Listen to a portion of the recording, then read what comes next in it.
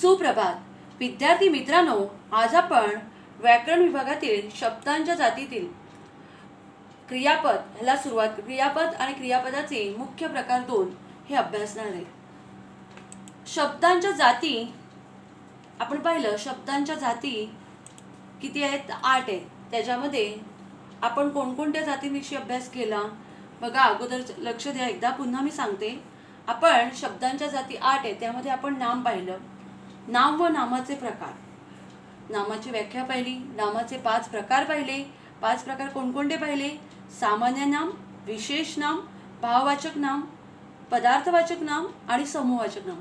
हे नामाविषयी माहिती मिळवली, नाम व नामाचे प्रकार. त्याच्यानंतर आपण सर्वनाम, सर्वनाम व सर्वनामाचे प्रकार पाहिले. सर्वनामाचे एकूण किती प्रकार होते? 6.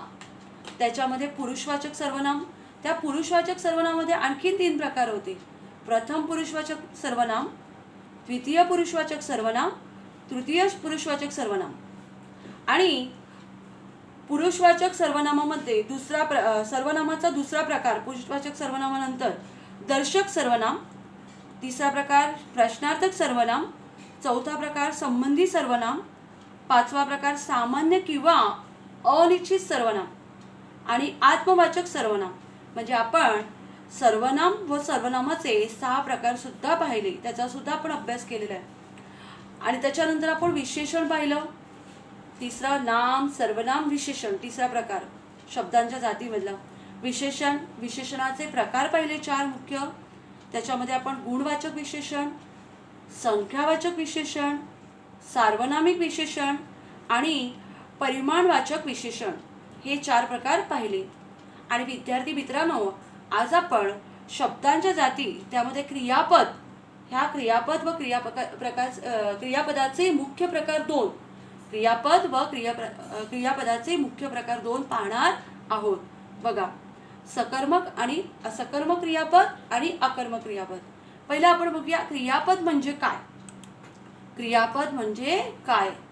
तुम्हाला माहिती आहे की क्रियापद म्हणजे इथे दिलंय, क्रिया वाक्याचा अर्थ पूर्ण करणाऱ्या क्रियावाचक शब्दाला क्रियापद असे म्हणतात. पण त्याच्या अगोदर तुम्हाला मी सांगते, क्रिया म्हणजे काय? क्रिया म्हणजे एखादी कृती, क्रिया म्हणजे एखादी कृती. आणि पद म्हणजे शब्द, पद म्हणजे शब्द. मग ही जी व्याख्या दिली आहे, क्रिया म्हणजे कृती, हे लक्षात आलं तुमच्या, आणि पद म्हणजे शब्द म्हणजे क्रियापद. मग वाक्याचा अर्थ पूर्ण करणाऱ्या क्रियावाचक शब्दाला क्रियापद असे म्हणतात. आणि एक आणखी तुम्हाला साधी सरळ व्याख्या सांगते. ज्या शब्दावरून क्रिया कळते त्याला क्रियापद असे म्हणतात. ही सुद्धा सोपी व्याख्या तुम्हाला करता येईल. म्हणजे क्रियापद म्हणजे वाक्याचा अर्थ पूर्ण करणाऱ्या क्रियावाचक शब्दाला क्रियापद असे म्हणतात. आता वाक्य बघूया आपण. गाय दूध देते, गाय दूध देते. मी असं म्हटलं की गाय दूध, आणि जर देते हा शब्द मी वापरला नाही, वापरला नाही, क्रियापद म्हणजे तो वापरला नाही, तर गाय दूध, मग याचा अर्थ पूर्ण होत नाही, अर्थपूर्ण वाक्य होत नाही. मग मी जेव्हा लिहिते गाय दूध देते, मग देते हा शब्द काय करतो? वाक्याचा अर्थ पूर्ण करतो. मग आपण ही व्याख्या काय होती? वाक्याचा अर्थ पूर्ण करणाऱ्या शब्दाला, क्रियावाचक शब्दाला आपण क्रियापद असे म्हणतात. मग देते हे काय आहे? क्रियापद आहे. आता राजू पेरू खातो हे सुद्धा क्रियापद आहे. कारण मी राजू पेरू म्हटलं तर वाक्याचा अर्थ पूर्ण होत नाही, आपल्याला काही कळत नाही राजू पेरू काय, पण मी सांगितलं खातो, पण तुमच्या लक्षात येतं की खातो म्हणजे त्याने वाक्याचा अर्थ पूर्ण होतो.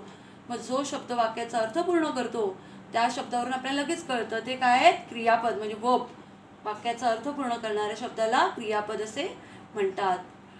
पुढे बघा, आरोळी निबंध लिहिते, आरोळी निबंध लिहिते.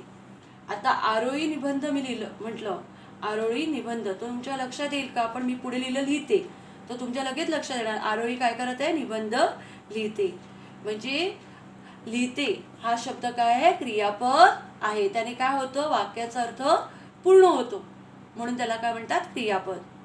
महेश पुस्तक वाचतो, महेश पुस्तक असं मी म्हटलं तर काही लक्षात येतं का आपल्याला?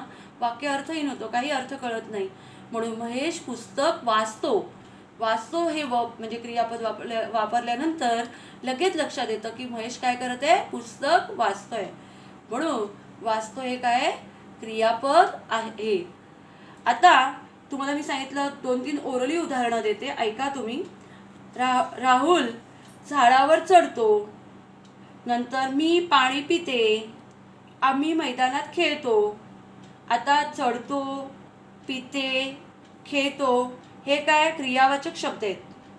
जसं आपण पाहिलं लिहितो, वाचतो, मी तुम्हाला सांगितलं देते वगैरे, खातो, ही सगळी काय आहेत? क्रियावाचक शब्द आहेत. आणि ही जेव्हा वाक्यामध्ये आल्यानंतर वाक्याचा अर्थ पूर्ण होतो. आता राहुल झाडावर चढतो म्हणजे राहुल झाडावर चढतो. चढतो ह्या शब्दाने आपल्याला कळतं की काय होतं? त्याचा वाक्याचा अर्थ पूर्ण होतो. आणि त्यामुळे चढतो हे क्रियावाचक शब्द आहे आणि तो काय करतो? वाक्याचा अर्थ पूर्ण करतो. चढतो, नंतर पिते, खेळतो, जसे इथे लिहिते, वाचतो, देते, काय दूध देते. आणि दुसरं वाक्य कुठलं सांगितलं मी तुम्हाला? राजू पेरू खातो. म्हणजे देते, खातो, लिहिते, वाचतो, नंतर राहुल झाडावर चढतो, नंतर आम्ही मैदानात खेळतो, मी पाणी पिते. म्हणजे देते, खातो, लिहिते, वाचतो, चढतो, पिते, खेळतो हे जे सगळे शब्द आहेत हे कुठले शब्द आहेत? क्रियावाचक शब्द आहेत. आणि हे जेव्हा वाक्यामध्ये येतात, वाक्याच्या शेवटी, तेव्हा काय होतं? वाक्याचा अर्थ पूर्ण होतो. वाक्याचा अर्थ पूर्ण होतो. मग आपण व्याख्या काय पाहिली? क्रियापदाची व्याख्या काय पाहिली? वाक्याचा अर्थ पूर्ण करणाऱ्या क्रियावाचक शब्दाला क्रियापद असे म्हणतात. आता तुमच्या लक्षात आलं असेल, क्रियापद म्हणजे तुम्ही इंग्लिशमध्ये त्याला वर्ब म्हणतात, पण मराठीमध्ये त्याला क्रियापद म्हणतात. आणि क्रियापद म्हणजे आता लक्षात आलं असतं की वाक्याचा अर्थ पूर्ण करतो, त्याला क्रियापद म्हणतात. आता पुढे बघा मुलांनो, या क्रियापदाचे मुख्य 2 प्रकार आहेत. मुख्य किती प्रकार आहेत? 2 प्रकार आहेत. एक सकर्म क्रियापद आणि दुसरं अकर्म क्रियापद. आज आपण ते पाहणार आहेत, सकर्म क्रियापद आणि अकर्म क्रियापद. आता सकर्म क्रियापद याची व्याख्या बघा पहिली. सकर्म क्रियापद म्हणजे काय? तर वाक्याचा अर्थ पूर्ण करण्यासाठी ज्या क्रियापदाला कर्माची गरज लागते त्या क्रियापदाला सकर्म क्रियापद असे म्हणतात. परत एकदा ऐका. वाक्याचा अर्थ पूर्ण करण्यासाठी ज्या क्रियापदाला कर्माची गरज लागते, म्हणजे वाक्यामध्ये कर्म असतं, कर्माची गरज लागते, त्या क्रियापदाला सकर्म क्रियापद असे म्हणतात. आता वाक्य बघा. रुपेश क्रिकेट खेळतो. रुपेश क्रिकेट खेळतो हे वाक्य आहे. आणि आपल्याला हे सकर्म क्रियापद आहे, म्हणजे सकर्म क्रियापदाचं वाक्य आहे. म्हणजे सांगितलं ही सकर्म क्रियापदाची वाक्य आहेत. रुपेश क्रिकेट खेळतो. आता रुपेश हे काय आहे? कर्ता. आपण म्हणतो की कोण क्रिकेट खेळतो? तर रुपेश. आपल्याला कर्ता मिळतो. लक्षात? खेळतो, काय खेळतो? तर क्रिकेट खेळतो. पण खेळतो हे काय आहे? क्रियापद आहे. आणि रुपेश काय खेळतो? तर क्रिकेट. म्हणजे बघा, वाक्यामध्ये कर्ता हा रुपेश आहे, खेळतो हे क्रियापद आहे, आणि क्रिया कोणावर घडत आहे? तर क्रिकेट. म्हणजे क्रिकेट हे कर्म आहे. क्रिकेट हे काय? कर्म. म्हणजे कर्ता, कर्म आणि क्रियापद. कर्ता, कर्म आणि क्रियापद. म्हणजे रुपेश क्रिकेट खेळतो हे कुठलं वाक्य आहे? सकर्म क्रियापद. आपण म्हणतो हे वाक्य कुठलं झालं? सकर्म क्रियापदामध्ये येतं, कारण याच्यामध्ये काय? कर्म आहे. ज्या वाक्यामध्ये कर्म येतं, त्या कर्माची गरज असते, ज्या वाक्यामध्ये कर्म येतं त्याला सकर्म क्रियापद असे म्हणतात. आता रूपा गाणे गाते. रूपा गाणे गाते. इथे पण बघा दुसरं वाक्य मुलांनो. रूपा हे काय? कर्ता आहे, बरोबर आहे. आणि गाते हे काय? क्रियापद आहे. मग रूपा गाणे गाते म्हणजे गाणं कोण गातं? तर रूपा, म्हणजे कर्ता मिळाला. आणि आपण म्हणतो की काय गाते? तर गाणे गाते. म्हणजे गाणे हे काय आहे? कर्म आहे. म्हणजे रूपा गाणे गाते. आणि गाते हे काय आहे, क्रियापद आहे. म्हणजे वाक्यामध्ये जेव्हा कर्म येतं तेव्हा त्याला काय म्हणतात, सकर्म क्रियापद तेव्हाचं वाक्य म्हणतात त्याला. ज्या वाक्यामध्ये कर्म असतं त्याला काय म्हणतात, सकर्म क्रियापद असं म्हणतात. ते वाक्य आलेलं की सकर्म क्रियापदाची वाक्य आहेत. आणखी मी तुम्हाला एक वाक्य सांगते, अमोल ओरली सांगते. अमोल पुस्तक वाचतो. अमोल पुस्तक वाचतो. आता वाचणारा कोण आहे, अमोल. मग अमोल हे काय आहे, कर्ता आहे. आणि वाचतो हे काय आहे, क्रियापद आहे. वाचतो हे काय आहे, क्रियापद आहे. कारण त्याने काय होतं, वाक्याचा अर्थ पूर्ण होत आहे आणि म्हणून ते वाचतो हे क्रियापद आहे. आणि क्रिया कोणावर घडत आहे, तर पुस्तकावर, म्हणून ते कर्म आहे. लक्षात आलं. म्हणजे क्रिया ज्याच्यावर घडत असते ते कर्म असतं. मग जेव्हा वाक्यामध्ये कर्म येतं तेव्हा ते सकर्म क्रियापदाची वाक्य असतात. ती त्याला सकर्म क्रियापदाची वाक्य असं आपण म्हणतो. रुपेश क्रिकेट खेळतो, रूपा गाणे गाते, अमोल पुस्तक वाचतो. ही सगळे काय आहेत, सकर्म क्रियापदाची वाक्य आहेत. आता पुढे बघा मुलांनो, सकर्म क्रियापद तुम्हाला समजलं. परत एकदा वाक्य बघा. वाक्याचा अर्थ पूर्ण करण्यासाठी, म्हणजे तुम्हाला कळलं, वाक्याचा अर्थ पूर्ण करण्यासाठी ज्या क्रियापदाला कर्माची गरज लागते, म्हणजे वाक्यामध्ये कर्म असण्याची गरज लागते, म्हणजे कर्म असावं, त्या क्रियापदाला सकर्म क्रियापद असे म्हणतात. त्या क्रियापदाला काय म्हणतात, सकर्म क्रियापद म्हणतात. म्हणून मी तुम्हाला एक वाक्य सांगितले, रुपेश क्रिकेट खेळतो, रूपा गाणे गाते. ह्याच्यामध्ये कर्म आलेले आहेत, म्हणजे ही सकर्म क्रियापदाची वाक्य आहेत, त्याच्यामध्ये कर्म आहे. आता पुढे बघा, हा एक प्रकार झाला सकर्म क्रियापद. आता दुसरा जो प्रकार आहे तो अकर्म क्रियापद.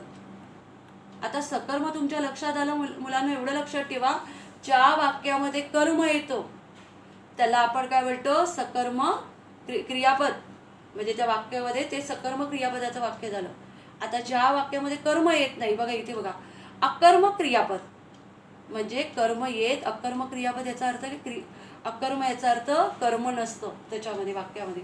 पण वाक्याचा अर्थ पूर्ण करण्यासाठी ज्या क्रियापदाला कर्माची गरज लागत नाही, कर्माची गरज लागत नाही याचा अर्थ त्या वाक्यामध्ये कर्म नसतं, त्याला अकर्म क्रियापद असे म्हणतात.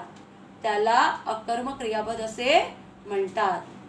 वाक्याचा अर्थ पूर्ण करण्यासाठी ज्या क्रियापदाला कर्माची गरज लागत नाही त्याला अकर्म क्रियापद असे म्हणतात. म्हणजे ज्याच्यामध्ये कर्म असतं ते सकर्म क्रियापद, ज्याच्यामध्ये कर्म नसतं ते अकर्म क्रियापद. आता पुढे बघा वाक्य. इथे सूरज लिहितो. सूरजचा उकार आहे तो सेकंड उकार पाहिजे, म्हणजे दीर्घ उकार पाहिजे. बघा ते सूरज लिहितो. आता मी सांगितलं सूरज लिहितो, तर सूरज लिहितो वाक्य पूर्ण झालं. वाक्याचा अर्थ पण पूर्ण होत आहे, वाक्याचा अर्थ पण पूर्ण होत आहे. पण कर्म येत आहे का याच्यामध्ये, नाही. सूरज हा करता येतो आणि तोच त्याच्यावरच आहे की तो लिहितो. कोण लिहितो, तो सूरज करताच आहे. आणि त्यामुळे इथे कर्म येत नाही, म्हणून ह्याला काय म्हणतात, अकर्म क्रियापद.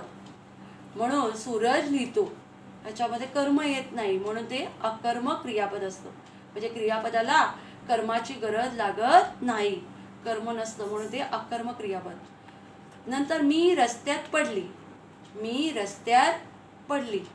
आता मी रस्त्यात पडली, पडली हे क्रियापद आलं. मी रस्त्यात पडली ह्याच्यामध्ये सुद्धा कर्म येत नाही, म्हणून ते काय झालं, अकर्म क्रियापद. आता मुलांनो, आपण ही वाक्य पाहिली की मी तुम्हाला सांगितलं की क्रियापद म्हणजे काय, क्रियापद म्हणजे काय हे कळलं तुम्हाला. मग क्रियापदाचे मुख्य दोन प्रकारच पाहिले आपण, एक सकर्म क्रियापद आणि एक अकर्म क्रियापद. मग सकर्म क्रियापद एवढं तरी लक्षात येईल तुमच्या. सकर्म क्रियापदामध्ये वाक्यामध्ये काय असतं, कर्म लागतं, कर्म असतं, म्हणून ते सकर्म क्रियापद. आणि अकर्म क्रियापदामध्ये काय येणार की ज्या वाक्यामध्ये कर्म नसतं त्याला अकर्म क्रियापद असे म्हणतात. आणि परीक्षेला असं आलं सकर्म क्रियापद ओळखा, अकर्म क्रियापद ओळखा, तर लगेच वाक्य बघायचं की वाक्यामध्ये कर्म आहे का, कोणावर क्रिया घडत आहे का. जर एखाद्यावर कर्ता असेल, क्रियापद असेल, आणि जर क्रिया घडत असेल ह्याच्यावर, तर समजायचं ते काय आहे, सकर्म क्रियापद म्हणजे सकर्म क्रियापद म्हणजे ज्याच्यावर क्रिया घडत असते. याचा अर्थ काय? वाक्याचा अर्थ पूर्ण करण्यासाठी ज्या क्रियापदाला कर्माची गरज लागते त्या क्रियापदाला सकर्म क्रियापद असे म्हणतात.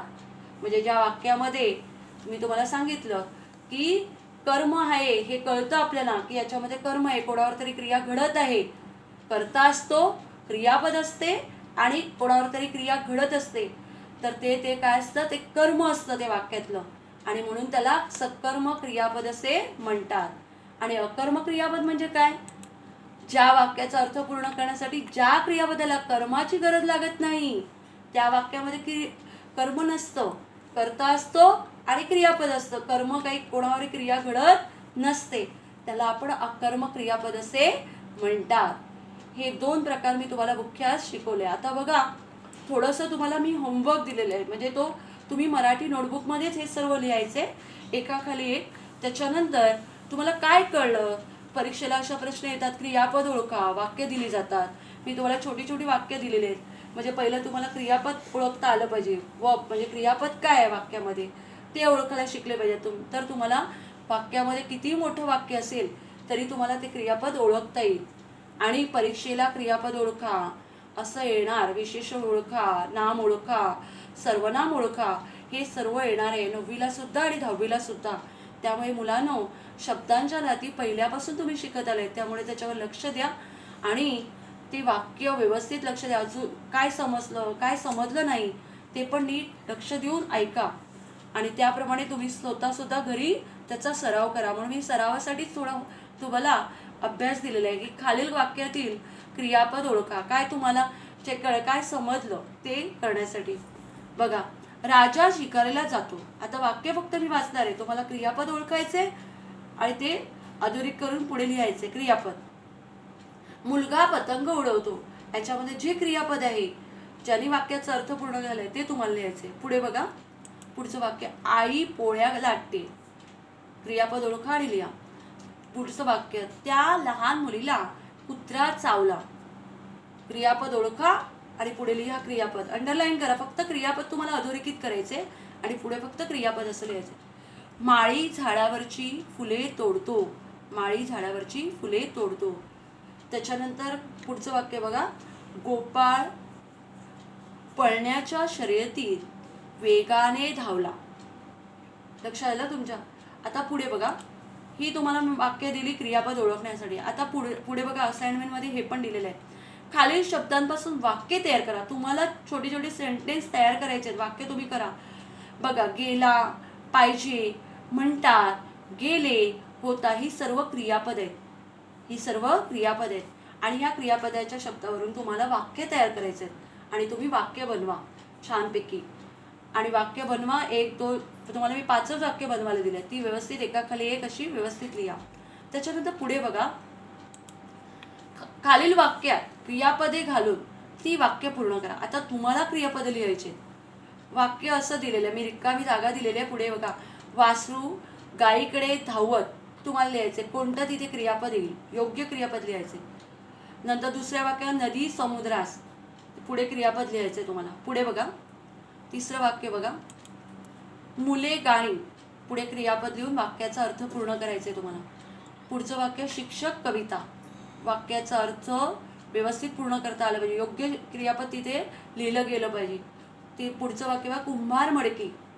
क्रियापद लिहायचे, वाक्याचा अर्थ पूर्ण झाला पाहिजे. बघा, कुंभार मडकी काही कळत नाही, म्हणजे तिकडे काय येणार हे तुमच्या लक्षात यायला पाहिजे. पुढचं वाक्य, उत्तर देणारा काही. काय येणार तिकडे लिहा. म्हणजे ही जी सगळी दिलेली आहेत हे वाक्य पूर्ण नाही आहेत, अर्थपूर्ण आहेत. त्यांना तुम्हाला क्रियापद घालून, योग्य क्रियापद घालून ती वाक्य पूर्ण करायचे आणि ते तुम्हाला येणार. कारण क्रियापद म्हणजे तुम्हाला समजलं असेल. आणि सकर्मक आणि अकर्मक हे फक्त मी मुख्य प्रकार 2 घेतले, कारण परीक्षेला फक्त क्रियापद हेच विचारलं जातं, त्यामुळे आपण क्रियापदावर जास्त भर दिलेला आहे. त्यामुळे तुम्हाला हे समजलं पाहिजे सकर्मक काय आणि अकर्मक काय. त्यासाठी मी दोन्ही प्रकार मुख्य तुम्हाला शिकवून ठेवले, कसं ओळखायचं ते. कर्म असेल तर सकर्मक, कर्म नसेल ज्या वाक्यामध्ये ते अकर्मक. इतक्या सोप्या पद्धतीने तुम्हाला ते लक्षात ठेवता येईल. आणि मुलांनो बघा, जे आपण आत्तापर्यंत मी शब्दांच्या जाती, त्याच्या अगोदरच्या नोट्स दिल्या, जो काही होमवर्क तो तुम्ही मराठी नोटबुकमध्ये व्याकरण व्यवस्थित एकाखाली एक व्यवस्थित लिहिलं असेल आणि तुम्ही मला ते पाठवत जा, जे तुम्ही नोट्स लिहितायत वगैरे, कारण मला ते चेक करायचे आहेत. त्यामुळे तुम्ही ते व्यवस्थित लिहा आणि त्याप्रमाणे तुम्ही सर्वांनी शांतपणे ऐकलं त्याबद्दल तुम्हा सर्वांचं धन्यवाद. आणि मी अटॅचमेंट बॉक्समध्ये हे सर्व दिलेलं आहे, ते तुम्ही पाहून व्यवस्थित लिहा.